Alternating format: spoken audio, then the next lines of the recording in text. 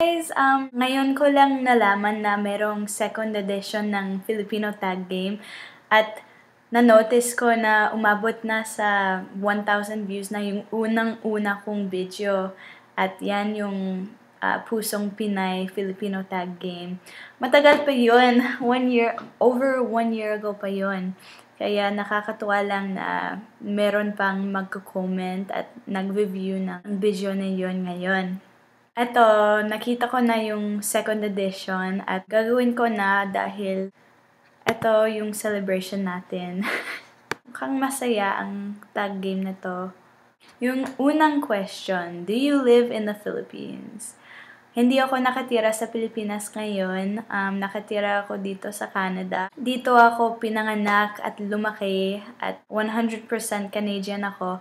Pero tumira ako sa Pilipinas ng 1 taon noong 2009-2010. Susunod, what is a stereotype about Filipinos? Marami kaya, pero yung pinakamasikat siguro ay lagi kayong nagle-late. Diba yung Filipino time? Third question, do you own a karaoke machine? Pumunta ako sa Pilipinas last year at bumili ako ng bagong karaoke machine. Ano yung name ng karaoke machine na yun? Yung Magic Sing. Bumili ako sa SM. Mahal kaya, pero super brand new siya at binili ko yung pinakamagandang karaoke machine. Fourth question. Ay, hindi pala question. Sing your favorite Filipino song.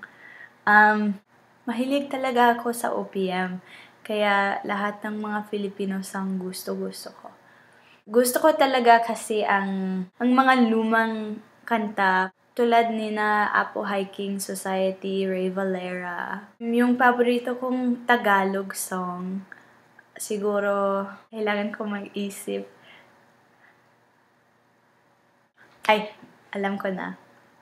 Sa umaga at sa gabi, sa bawat minutong lumilipas, hinahanap-hanap kita, hinahanap-hanap kita. Gusto ko yung original. Tapos, yung favorite Filipino song ko overall, eto. Igo na day, basin ako ug mamatay.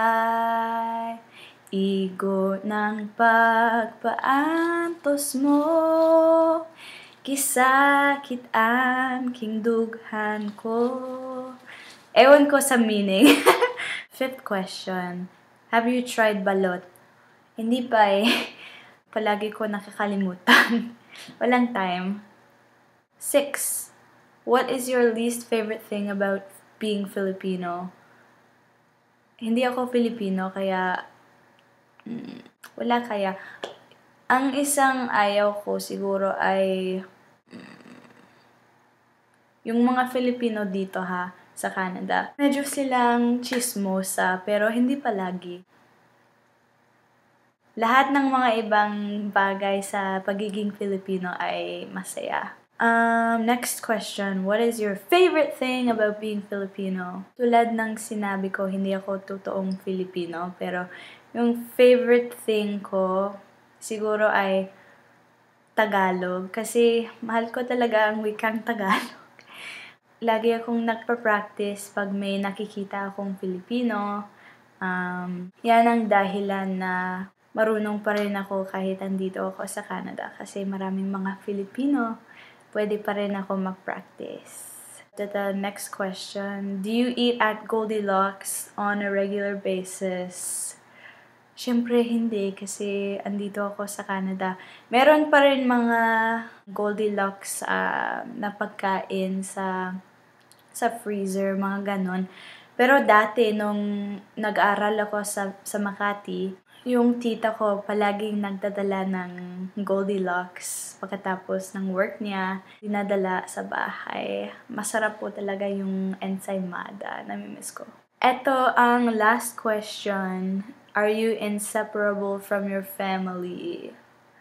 Gets ko talaga na ang mga Filipino, close talaga sila sa mga families. Ako rin, best friend ko talaga yung kapatid ko, yung sister ko. Pero layo kaming lahat sa isa't isa. Meron kaming tito at tita nakatira sa Pilipinas kasama yung dalawa nilang anak. Tapos ako nakatira ako sa Ottawa, 3 hours away from yung tatay ko at yung sister ko. Close talaga kami, lagi kaming nagte-text sa isa't isa pero malayo kami. Kaya kaya hindi talagang pwedeng maging inseparable. Pero in theory, inseparable kami kasi close kami. Ayan, maraming salamat sa lahat ng mga nagwa-watch ng mga video ko. Wala talagang balita sa buhay ko. Nakapayat ako ng konti pero hindi masyado. Nagtatagalog pa rin ako araw-araw pag pwede. Isa ng mga ginawa ko lately ay nag-audition ako sa Pinoy Big Brother. Wala pa rin akong balita sa kanila pero pag di ako tinanggap, ipopost ko pa rin yung audition ko sa YouTube para makita nyo.